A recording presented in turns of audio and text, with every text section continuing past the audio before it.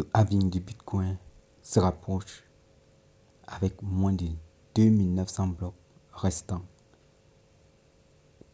Qu'est-ce que le halving? Quel est l'impact que le halving apporte sur les mineurs directement? Et quel impact que le halving apporte sur les détenteurs des pièces de Bitcoin? Telles sont les différentes réponses que nous allons essayer d'apporter, n'est-ce pas, dans cette vidéo. Bonjour. Bienvenue à ma chaîne YouTube Podpreneur, la chaîne qui vous présente les opportunités d'investissement en ligne, comment gagner de l'argent en ligne sans investir, comment gagner de l'argent en ligne en investissant. Oui, nous sommes à l'ère des crypto-monnaies et c'est l'ère de demain. Donc, nous devons savoir que le halving est très proche et que la prochaine division par deux du Bitcoin est à l'horizon. Se rapprochant, à chaque bloc passé est prévu pour avoir lieu entre le 18 et le 22 avril 2024. Au jalon du bloc, 840 000 après cet événement, la récompense pour l'extraction d'un bloc sera divisée par deux, passant de 6,25 bitcoins à 3,125 bitcoins.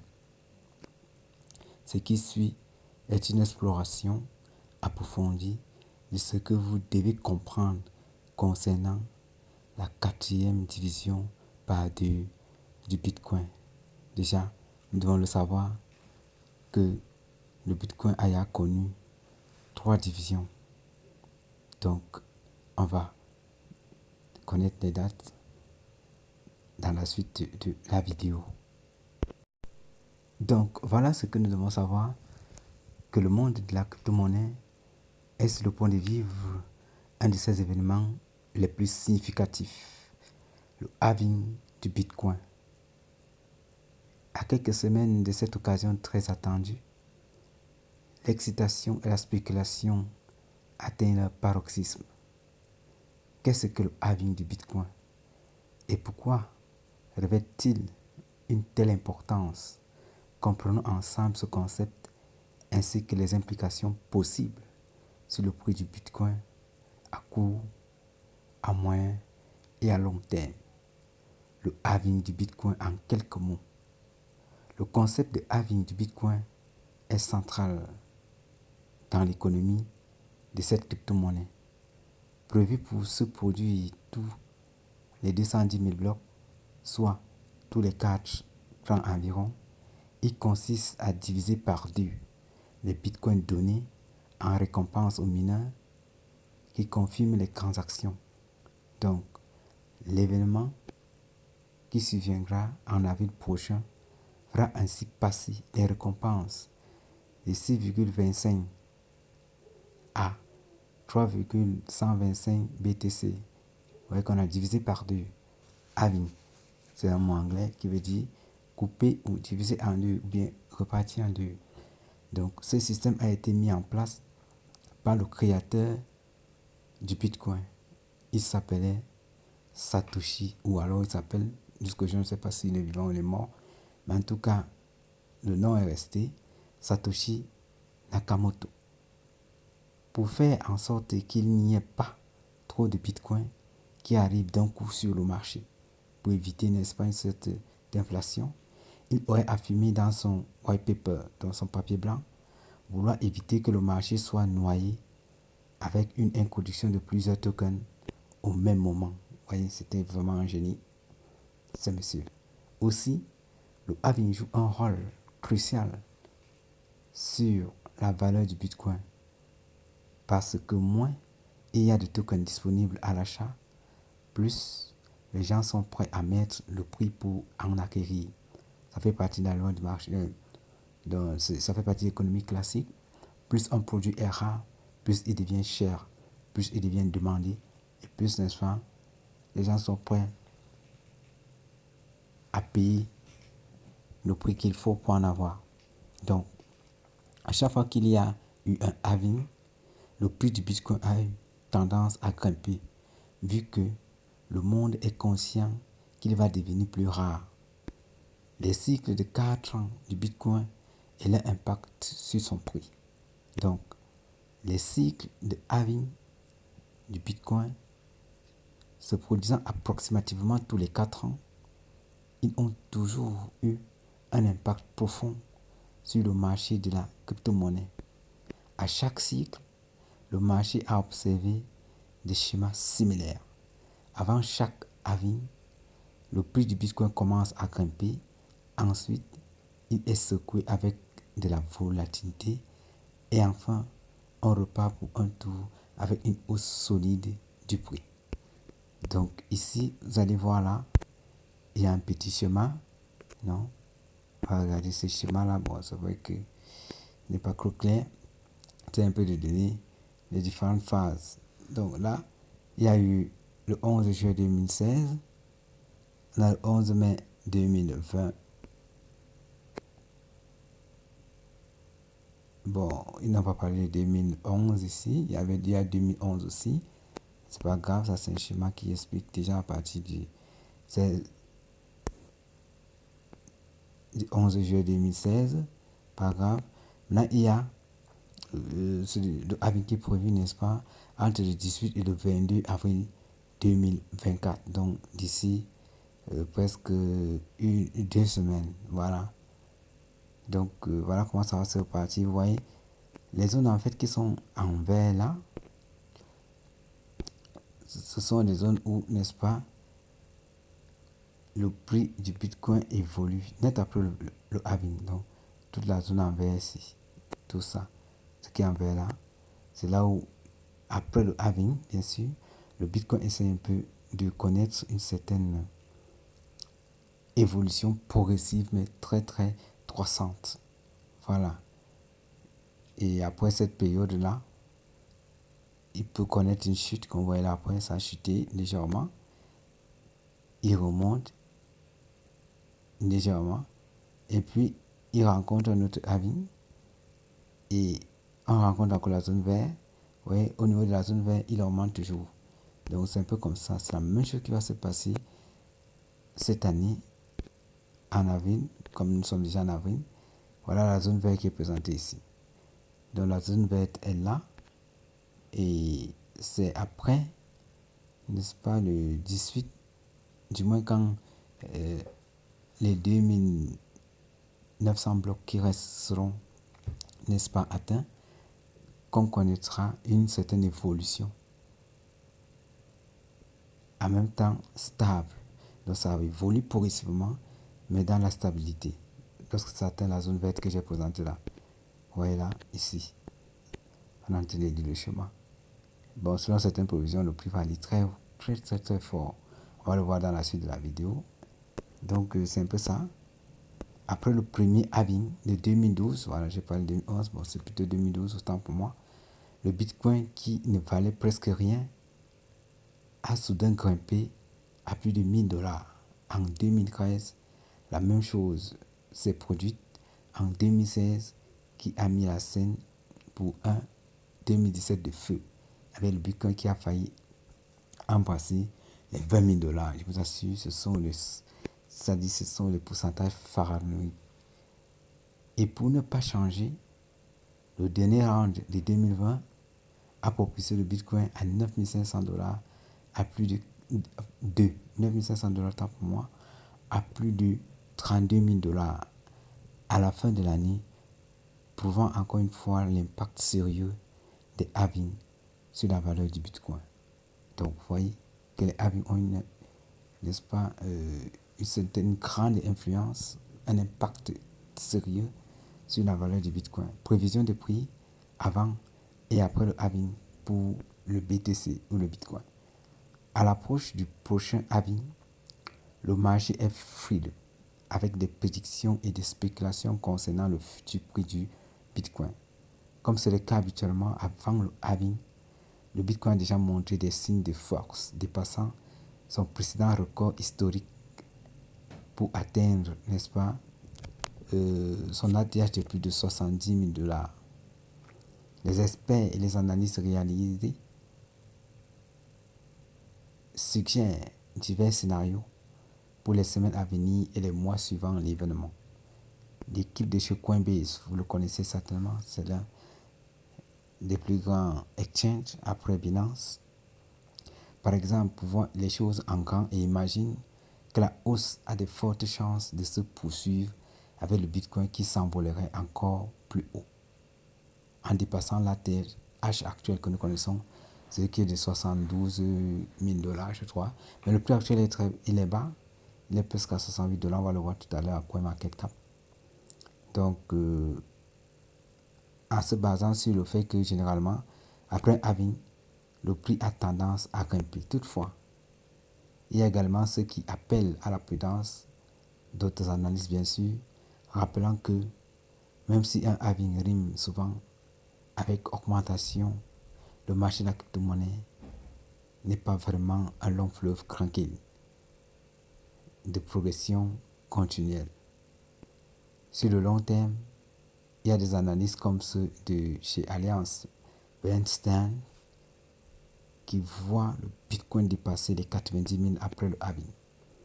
Et puis, il y a les optimistes comme Régis Direct qui imaginent un Bitcoin s'envolant vers une valeur entre 100 000 et 250 000 dollars dans les temps à venir. Cependant, tout cela reste dans le domaine de la spéculation et l'évolution du BTC dépend de plein de facteurs qu'on ne contrôle pas ou qui est difficile de prédire. Il faudra donc se montrer patient et analyser petit à petit en fonction de la situation. Oui, en parlant des situations qui peuvent, n'est-ce pas, influer l'évolution du prix du Bitcoin, il y a aussi la validation des ETF en Amérique centrale, donc en Amérique latine. Voilà. Plus ça va s'élargir, plus ça aura un impact sur le BTC, le prix du BTC. Il y a aussi l'aspect juridique, la réglementation. Il y a certains gouvernements qui sont encore un peu réticents sur l'acceptation des crypto-monnaies comme monnaie d'échange. Voilà des telles complications qui peuvent, n'est-ce pas, jouer sur le prix à venir du Bitcoin. Mais quoi qu'il en soit, il y a beaucoup d'ATF qui sont en train d'être validés et acceptés, même à travers les banques centrales, ce qui est une très bonne nouvelle pour les holders, pour les cryptophiles. Notre source, c'est CoinMarketCap. Sur ce, nous allons partir donc sur CoinMarketCap et regarder. Déjà là-bas, il y a le compte à rebours et voir le prix actuel du BTC. Comme nous pouvons le constater, le Bitcoin actuellement a un prix de 68 457 dollars avec une captation boursière de 1 milliard, pas un milliard, c'est 1,340 milliards de dollars. 1 trillion, les amis, c'est 1000 milliards. Rien que le Bitcoin, pas à pas. Ça, c'est la chimie à menu. Le Bitcoin vraiment va dépasser, ou dépasse le milliard. Il y a peut-être au troisième rang mondial, n'est-ce pas, c'est-à-dire des actifs qui ont de plus de valeur dans le monde, ou des entreprises ou des actifs aussi. Parce qu'apparemment là, il dépasse même certainement Facebook, Google, ou alors il est derrière, légèrement derrière Microsoft. Bref, il est puissant ce gars. Alors là, on va voir un peu, cliquer dessus pour voir quel est le compte à rebours qu'on nous affiche. Voilà, tout est clair là. Actuellement, voici le compte à rebours. On met là, halving de Bitcoin dans 15 jours, 14 heures, 49 secondes. Voilà. Voilà un peu le compte à rebours. Tout est là. Actuellement, on voit l'évolution de la courbe. Comment ça évolue. Mais là, dans la prochaine semaine, on constate que le chandelier est rouge et par conséquent, il est décroissant. Il y aura une légère baisse pendant les 2 prochaines semaines à venir. Il y aura une légère baisse. Et je crois que ça fait déjà, n'est-ce pas, 3 ou tendances que l'on a eu à voir dans les derniers halvings. Pourquoi? Parce que lorsque le halving approche, le prix du Bitcoin a tendance à baisser par rapport à son plus haut ATH, n'est-ce pas, d'il y a quelques jours, d'il y a quelques mois. On était dans les 72 000, vous voyez, c'est en train de régresser. Et voilà, sa bougie ou le chandelier est rouge. Donc ça va descendre. Les prochaines semaines, ça sera toujours presque comme ça. Mais après un moment, certainement à partir du 17 ou du 18, comme ça, avril, ça va commencer à connaître une hausse qui va aller, n'est-ce pas, prendre sa vitesse de croisière nette avec le jour où tous les blocs seront réunis. Donc, c'est un peu ça, les amis. On va cliquer ici sur le halving là pour voir ce que on nous dit en profondeur. Ça sera certainement en anglais. Voilà, donc ici c'est ça. Bon, c'est pas clair. Mais voilà, on dit 15 jours, 14 heures, 47 minutes, 20 secondes. La date du halving, c'est en avril. Voilà, donc voilà un peu comment ça se présente, les amis.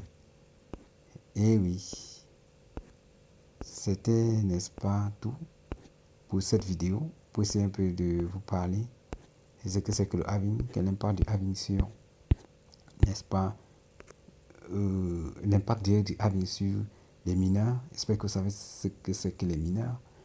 Il y a une différence entre les mineurs et les détenteurs de pièces de Bitcoin qui sont les holders. Donc le holder, en fait, c'est celui qui achète les pièces de Bitcoin qui sont déjà minées par un mineur. Voilà, c'est tout un processus. Bon, pour ceux qui aimeraient savoir plus sur le mineur, le processus de minage, donc à faire un commentaire en bas de la description de la vidéo. Je vais faire une vidéo sur ce que c'est que le minage. Et le minage ne se fait pas seulement au niveau du Bitcoin, ça se fait plus dans les crypto-monnaies. Il y a plusieurs crypto-monnaies qui s'obtiennent par minage. Bon, d'autres ils font les airdrops, ils déterminent, n'est-ce pas, le nombre de pièces qui vont mettre en circulation. Il y a des crypto-monnaies qui n'ont pas obéi aux critères de minage. Voilà. Donc, voilà. Le halving est proche, les amis. Pour les cryptophiles et les amoureux, n'est-ce pas, de la crypto-monnaie, approuvez vos stocks. Le marché est au rouge actuellement. On n'a qu'à le voir, vous voyez. Bon, pas au rouge en tant que tel. Bon, c'est vrai qu'il est ouvert. Mais il est quand même pas trop tard d'approvisionner vos stocks. Pour ceux qui n'ont pas encore fait, faites-le. Le halving est proche. Vous ne perdez rien en achetant quelques pièces avec 10 $, 20 $, 30 $, 100 $.